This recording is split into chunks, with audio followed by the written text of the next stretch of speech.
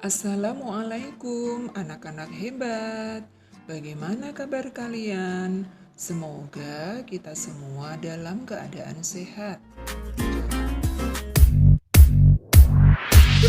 Kali ini kita akan membahas tentang menentukan pesan moral dari suatu cerita. Anak-anak masih ingat kan pengertian tokoh-tokoh? Yang pertama, tokoh protagonis adalah tokoh yang bersifat baik. Sedangkan tokoh antagonis adalah tokoh yang bersifat jahat. Sedangkan tokoh tritagonis adalah tokoh pembantu atau penengah. Dalam suatu cerita, perselisihan yaitu perbedaan pendapat yang mengakibatkan pertentangan antar tokoh dalam suatu cerita. Terdapat konflik yaitu permasalahan awal dalam cerita, sedangkan klimaks yaitu bagian yang menceritakan puncak dari suatu masalah. Yang terakhir yaitu pesan moral, merupakan mengambil sifat baik dari cerita. Coba kita tonton video berikut ini.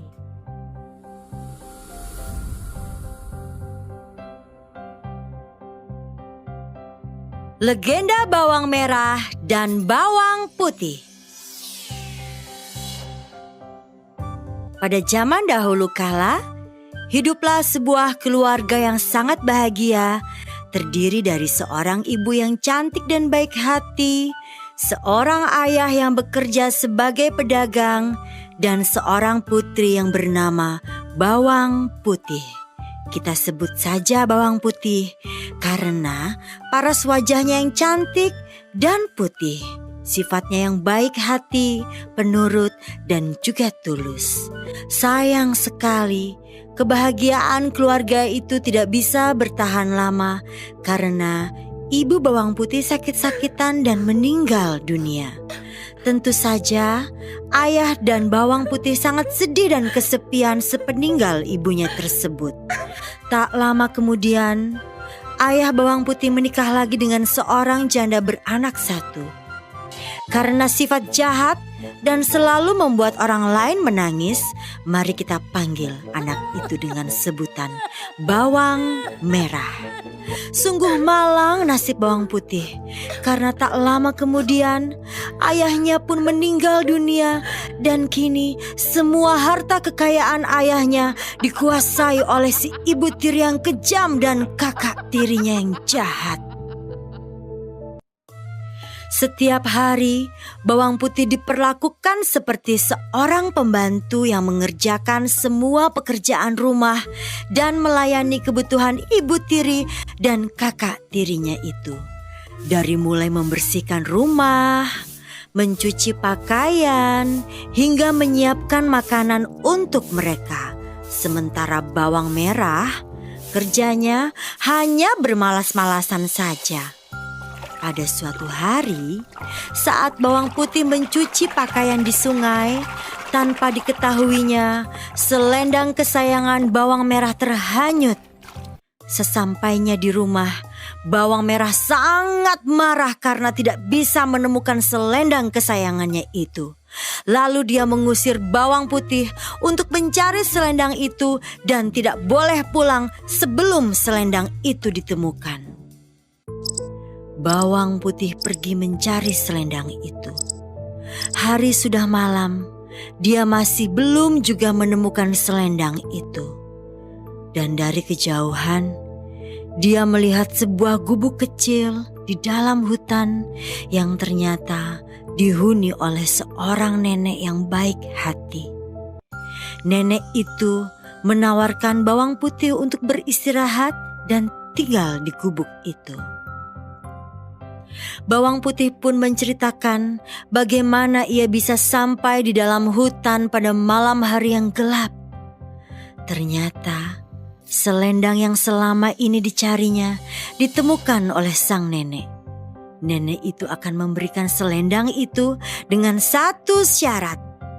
Bawang putih harus membantu pekerjaan sang nenek selama 1 minggu. Adik-adik, 1 minggu pun telah berlalu dan tibalah waktu berpisah dengan sang nenek. Karena bawang putih sangatlah rajin membantu pekerjaan nenek, maka nenek itu mengembalikan selendang yang dicarinya, juga menambahkan sebuah hadiah. Nenek itu memberi 2 buah labu, yang satu berukuran besar dan yang satu labu berukuran kecil. Dengan alasan takut tidak bisa membawa labu yang besar, maka bawang putih membawa pulang labu yang kecil. Sambil tidak lupa, ia mengucapkan terima kasih kepada sang nenek. Setelah bawang putih sampai di rumah, dia pun menceritakan semua kejadian yang dialaminya kepada ibu tiri dan kakak tirinya. Sambil membelah labu yang diberikan oleh nenek yang baik hati itu, betapa terkejutnya mereka ketika ternyata itu adalah labu ajaib yang isinya emas dan permata. Ibu tiri bawang putih langsung merebutnya dan menyuruh bawang merah menghanyutkan selendang ke sungai dan menginap di rumah nenek itu supaya bawang merah juga mendapatkan labu ajaib dari nenek itu. Singkat cerita, bawang merah sampai di hutan dan menginap di rumah nenek tersebut. Selama 1 minggu kerjanya hanya bermalas-malasan saja. Saat hendak pulang, sang nenek memberikan 2 pilihan labu. Yang satu berukuran besar dan yang satu lagi berukuran kecil.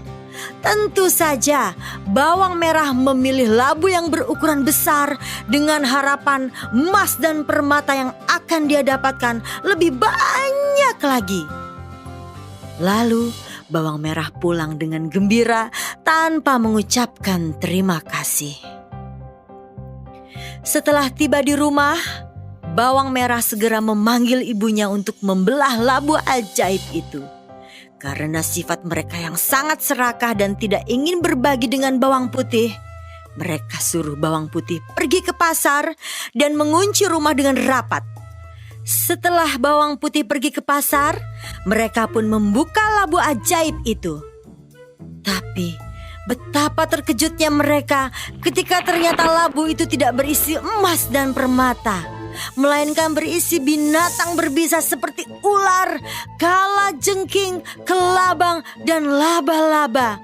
Secepat kilat, ular berbisa mematuk ibu tiri dan bawang merah.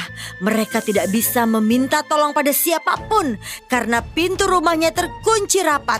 Berteriak pun tak ada yang mendengar mereka. Akhirnya, ibu tiri dan bawang merah mati seketika bersama labu ajaib yang mematikan. Demikianlah adik-adik, jadilah seperti bawang putih yang baik hati dan jangan jadi seperti bawang merah yang serakah.